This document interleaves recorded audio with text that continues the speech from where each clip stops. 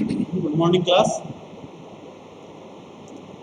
Submerge arc welding के बारे में आज डिस्कस करेंगे हम लोग। और पिछले टर्म पे हम लोग बात किए थे आपके और भी जो प्रोसेस है TIG MIG उससे रिलेटेड डिस्कस किया गया था। ठीक है, आज सबमर्ज आर्क वेल्डिंग के बारे में हम डिस्कस करेंगे। तो बेसिकली सबमर्ज्ड आर्क वेल्डिंग में क्या हो रहा है कि arc is generated between consumable electrode and workpiece by supplying solid form of the flux through the welding.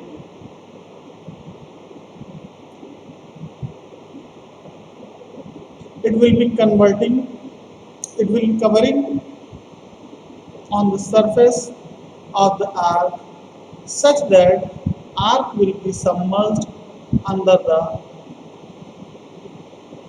flask. Due to this, heat transfer loss from the arc will be minimum. Heat concentration on the workpiece and depth of penetration is more. By reducing the splashing of the liquid metal, weld spatter will be negligible. Slag inclusion will be minimum. Welding speed and weld deposition rate will be very high. It can be used for mass production. Welding can be performed in flat position only. क्यों welding can be performed in a flat position only? क्योंकि अगर overhead welding आप करेंगे तो इस flat जो आप flux का इस्तेमाल कर रहे हैं कवर करने के लिए, उस फ्लक्स का आप इस्तेमाल नहीं कर पाएंगे और वह अपने आप गिर जाएगा। ठीक है, ऑटोमेटिकली ग्रेविटी के कारण। ठीक,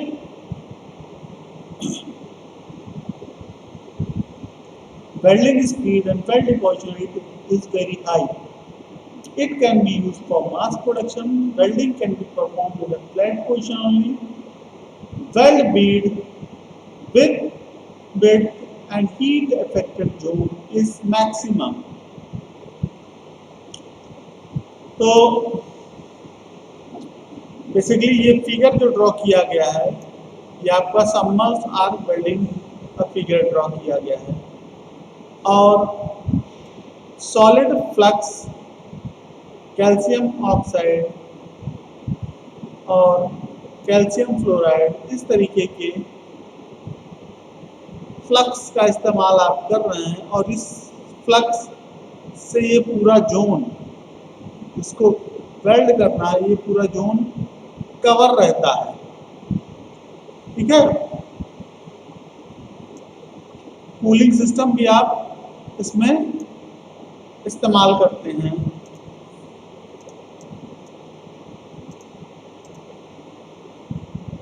कॉपर प्लेट्स का इस्तेमाल आप कर रहे हैं। आपका इलेक्ट्रोड पॉजिटिव टर्मिनल पर होता है, वर्कपीस निगेटिव टर्मिनल पर होगा और टोटल हीट का 2/3 पार्ट, टोटल हीट का 2/3 पार्ट आपके इलेक्ट्रोड पर जनरेट हो रहा है। ठीक है, लीनियर मूवमेंट हो रहा है और जिससे कि वेल्डिंग हो रही है। ये पूरा जोन आपका फ्लक्स से फिल्ड है, सबमर्ज्ड है। इस प्रोसेस के द्वारा आप ये देखेंगे कि चूंकि एक समस्या होगी कि आपको वेल्डिंग जोन दिखाई नहीं देगा, इसीलिए एक्सपर्ट पर्सन जो होगा, एक्सपीरियंस्ड पर्सन होगा, वही वेल्डिंग परफॉर्म कर पाएगा, स्किल्ड लेबर की जरूरत उसमें पड़ेगी।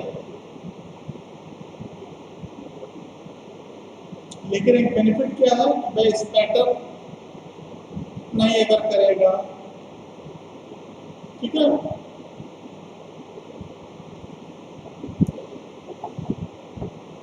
जो ऑक्सीडेशन की प्रॉब्लम है वो मिनिमाइज हो जाएगी। तो ये सब बेनिफिट्स हैं आपके सबमर्ज्ड आर्क वेल्डिंग के। इसके कैरेक्टरिस्टिक्स, थिकनेस, वर्कपीस का थिकनेस जो होगा 15 से 50 mm तक, करंट 200 से लेकर 2000 एम्पियर तक, deposition rate 20 kg per hour, velocity 5 metre per minute. इस तरीके के कैरेक्टरिस्टिक्स को फॉलो किया जाएगा in submerged arc welding. Direct current, reverse polarity का इस्तेमाल आप कर रहे हैं, यहाँ पे आपका इलेक्ट्रोड पॉजिटिव टर्मिनल पर है और वर्कपीस आपका निगेटिव टर्मिनल पर है, और लीनियर मोशन ऑफ टॉर्च हो रहा है, ठीक है। स्पैटर के क्रिएट होने के चांसेस बहुत कम है। इलेक्ट्रोड जो आप इस्तेमाल कर रहे हैं वो कंज्यूमेबल है। सॉलिड फॉर्म में फ्लक्स को आप फिल कर रहे हैं, वह कवर करेगा पूरे सरफेस को जहाँ पे आर्क जनरेट हो रहा है, ठीक है। इसीलिए इसका नाम रखा गया submerged arc welding. Heat transfer loss minimum होगा, हीट कंसंट्रेशन और डेप्थ ऑफ पेनिट्रेशन ज़्यादा होगा, स्प्लैश आकर होने के चांसेस कम होंगे, स्पैटर मिनिमाइज होगा, स्पैटर का फॉर्मेशन, स्लैग इंक्लूजन मिनिमम हो जाएगा, वेल्डिंग स्पीड और वेल्ड डिपोजिशन रेट हाई होगा। मास प्रोडक्शन के लिए इसका इस्तेमाल कर सकते हैं। फ्लैट पोजीशन पर ही केवल लेकिन इससे वेल्डिंग किया जा सकता है, क्योंकि अगर आपने ओवरहेड या वर्टिकल पोजीशन पर वेल्डिंग करने की कोशिश की तो चूंकि जो आप फ्लक्स इस्तेमाल करेंगे वो सॉलिड फॉर्म में करेंगे और वैसे भी सेल्फ वेट के कारण, ग्रेविटी के कारण वो गिर जाएगा। इसलिए केवल फ्लैट पोजीशन की वेल्डिंग इससे पॉसिबल है। वेल्ड बेड विड्थ और हीट इफेक्टेड जोन इसमें मैक्सिमम आपको मिलेगा। इस तरीके के प्रोसेस का एप्लीकेशन आपका high thickness plate in ship building में किया जाता है। Fabrication of pressure vessels and LPG cylinders, structural application mild steel के लिए, लो कार्बन स्टील के लिए किया जाता है, ठीक है। ये चीज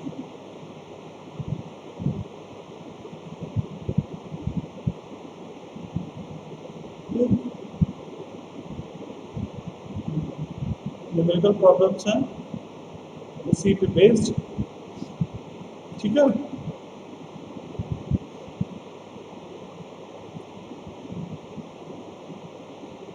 नेक्स्ट है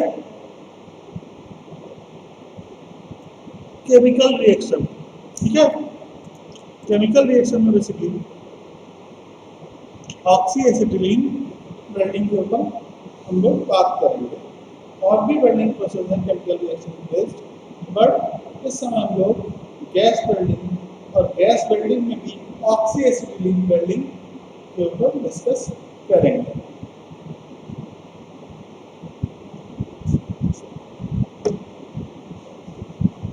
ठीक है,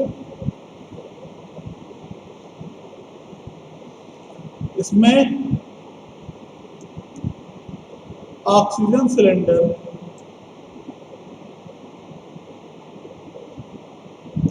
इस्तेमाल किया जा रहा है ऑक्सीजन में। ऑक्सीजन और एसिटिलीन दो गैसेस के कॉम्बिनेशन से, के प्रॉपर कॉम्बिनेशन से आप फ्लेम जनरेट करते हैं और जिससे कि वेल्डिंग होती है। ये ऑक्सीजन सिलेंडर आपका ब्लैक कलर का होगा। ठीक है, इसका प्रेशर मेगा पास्कल में आप मेजर करेंगे। ये पाइप्स जो जा रही हैं इनको होस पाइप कहेंगे। ठीक है, एसिटिलीन इसके अंदर फिल रहेगा दूसरे सिलेंडर के अंदर। C2H2 इसका फार्मूला है। ठीक है, मैरून या रेड कलर में होगा एसिटिलीन इसका सिलेंडर। 1.5 मेगा पास्कल प्रेशर होगा एसिटिलीन का। 15 मेगा पास्कल आपका ऑक्सीजन का प्रेशर होगा। ठीक है,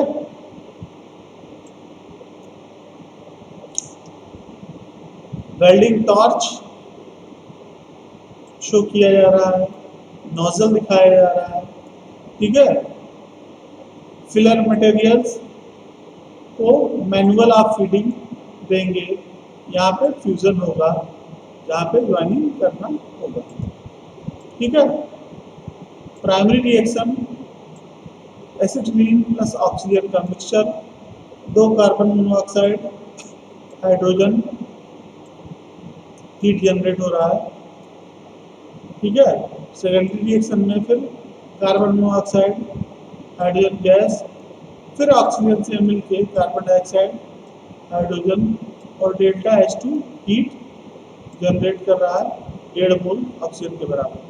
ठीक है, इस तरीके से इन दोनों को जब आप क्लब करेंगे तो आप पाएंगे कि एसिटिलीन और ऑक्सीजन के मिक्सचर से कार्बन डाइऑक्साइड निकल रहा है, वाटर वेपर मिल रहा है और हीट जनरेट हो रहा है। इस हीट का यूटिलाइजेशन भी हम लोग वेल्डिंग पर्पस के लिए करेंगे।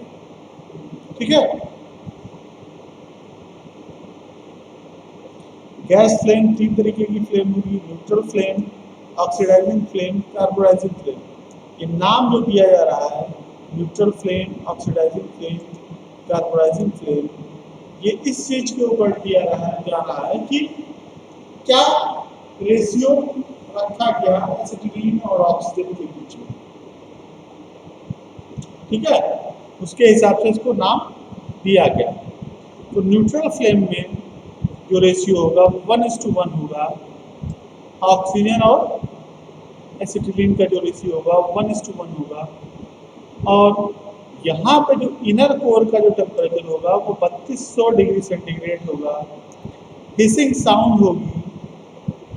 ठीक है, और आउटर सरफेस का जो टेम्परेचर होगा वो 1275 डिग्री सेंटीग्रेड होगा।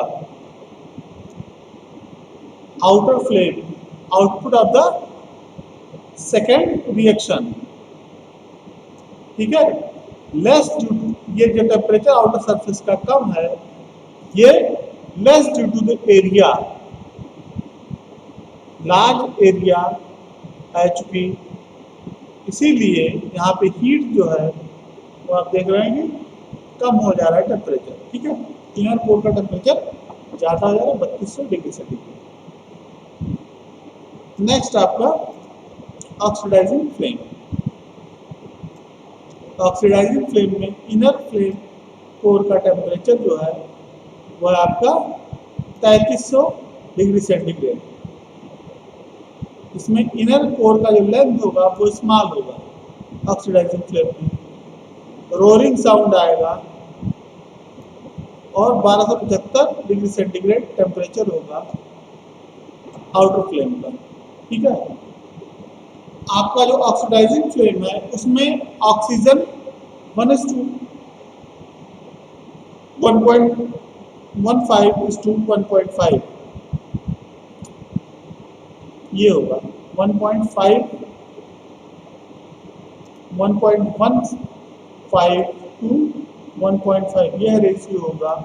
ऑक्सीजन 1.15 और एसिटिलीन 1.5 होगा।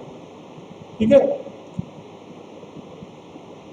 ऑक्सीडाइजिंग फ्लेम में मतलब ऑक्सीजन आपका 1.5 टू 1.15 टू 1.5 होगा। ठीक है, इस रेंज का ऑक्सीजन होगा। ठीक है, जबकि कार्बोनाइजिंग फ्लेम में आप देखेंगे, इसको रिड्यूसिंग फ्लेम भी बोलते हैं। यहाँ पे इनर फ्लेम का जो टेम्परेचर होगा वो 2900 डिग्री सेंटीग्रेड होगा, और यहाँ पे इंटरमीडिएट फ्लेम भी अकर करेगा। और यहाँ पे कोई साउंड अलग से, जैसे उसमें न्यूट्रल फ्लेम में हिसिंग और ऑक्सीडाइजिंग फ्लेम में रोरिंग साउंड हो रहा था, वैसा यहाँ पे साउंड आपको देखने को नहीं मिलेगा। और जो आउटर सरफेस का टेम्परेचर होगा वो 1275 डिग्री सेंटीग्रेड होगा। वॉल्यूम रेशियो में ये बात किया जा रहा है, ऑक्सीजन का जो रेशियो होगा विद रिस्पेक्ट टू एसिटिलीन वो 0.85 से 0.95 के बीच में होगा। ठीक है, तो इसको बोलेंगे हम लोग कार्बोनाइजिंग फ्लेम, इसको बोलेंगे कार्बोनाइजिंग फ्लेम। ठीक है, intermediate flame length indicate the unburned carbon. ठीक है, ये रेड कलर का फ्लेम होगा, इंटरमीडिएट फ्लेम में होगा। ठीक है, ऑक्सीडाइजिंग फ्लेम के केस में कॉपर, जिंक और brass, this metals can be welded using oxidising flames. Carbonising flame में nickel based alloys, high carbon steel. ठीक है, न्यूट्रल फ्लेम में कास्ट आयरन, इस तरीके के मटेरियल्स की वेल्डिंग होगी with the help of these flames.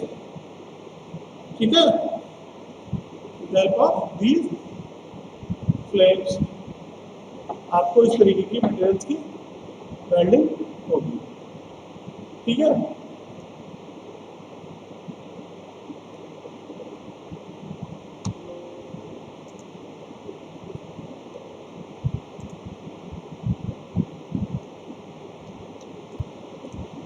हाँ, तो इसमें बेसिकली बात हो रही थी कि भाई एसिटिलीन और ऑक्सीजन के रेशियो के बारे में। एसिटिलीन और ऑक्सीजन का रेशियो जो होगा वही डिफाइन करेगा उसके नाम को। ठीक है, तो बेसिकली न्यूट्रल फ्लेम का इस्तेमाल हम लोग कास्ट आयरन के लिए करते हैं। कार्बोनाइजिंग फ्लेम का इस्तेमाल हम लोग निकल बेस्ड एलॉय या हाई कार्बन स्टील्स के लिए करते हैं।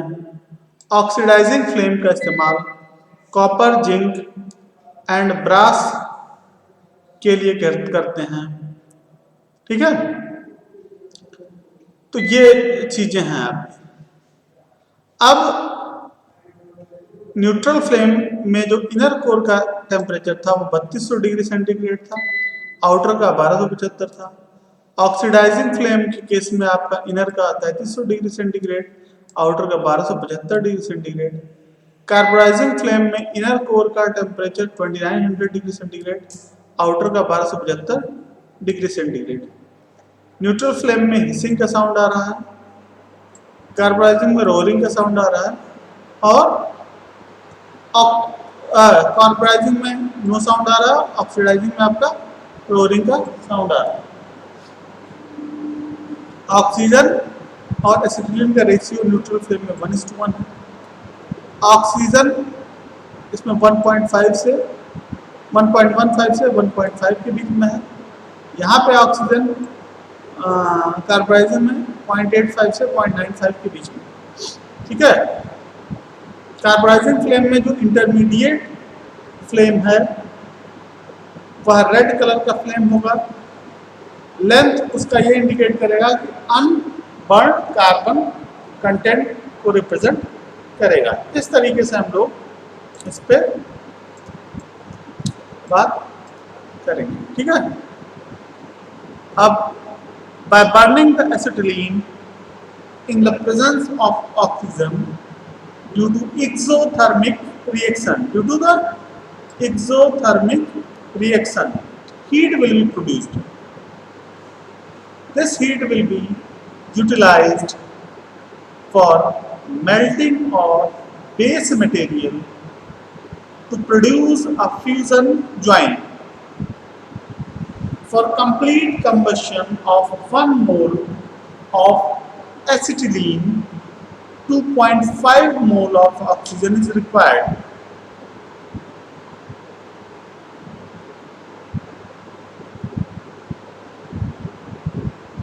एक मोल और ये 1.5 मोल 2.5 मोल ऑक्सीजन की जरूरत पड़ रही है। कब?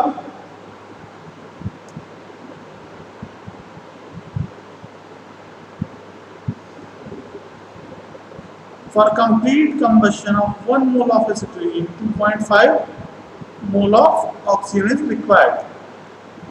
एसिटिलीन को जलाने के लिए, 1 मोल एसिटिलीन को जलाने के लिए 2.5 मोल ऑक्सीजन की जरूरत पड़ रही है, इन विच 1 mole is consumed from oxygen cylinder and 1.5 moles are consumed from atmosphere.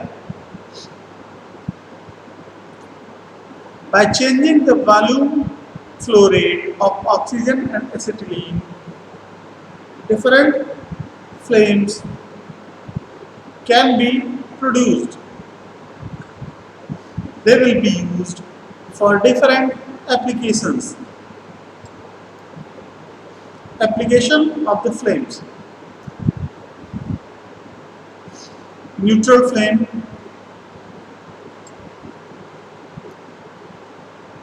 it is a general purpose flame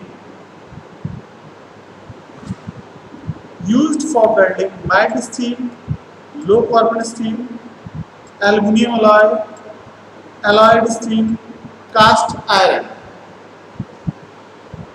Oxidizing flame used for welding of copper, zinc and brass. Carbonizing flame used for welding of high carbon steels and nickel based alloys. Used for welding of high carbon steels and nickel based alloys. Carbonizing flame, इसके लिए high carbon steel और निकल based alloy के लिए। Next point, gas cutting. Neutral flame, oxygen jet. Cutting purpose के लिए nozzle में इस तरीके का सेटअप होगा। एक टॉप व्यू दिखाई जा रहा है और एक फ्रंट व्यू आप देख रहे हैं। ठीक है। Same setup which is used for welding can be used for gas cutting except in the form of nozzle tip. Through the circumferential hole, initial neutral flame is coming and it will be used for preheating the base material up to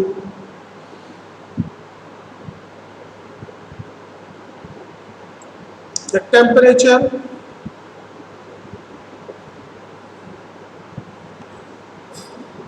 At that temperature, the cutting will be occur. It is a minimum temperature at which material is ready to get oxidized.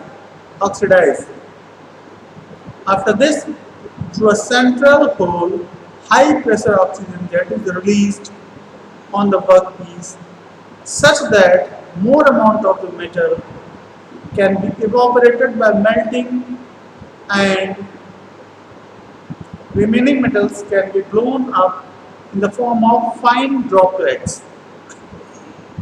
ठीक है, इसमें show किया गया है high pressure oxygen in excess, पहले oxidation होगा फिर high pressure oxygen को हम लोग फ्लो कराएंगे. Kindling temperature, material is ready to be melt out remaining amount of metal in the form of droplets. ठीक है, कैल्शियम कार्बाइड और वाटर के कॉम्बिनेशन से एसिटिलीन का जनरेशन कैसे हो रहा है इसमें ये दिखाया गया.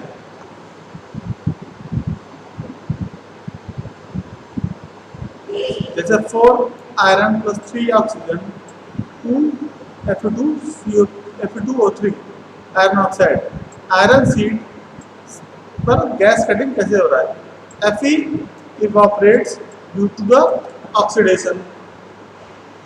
Material having oxide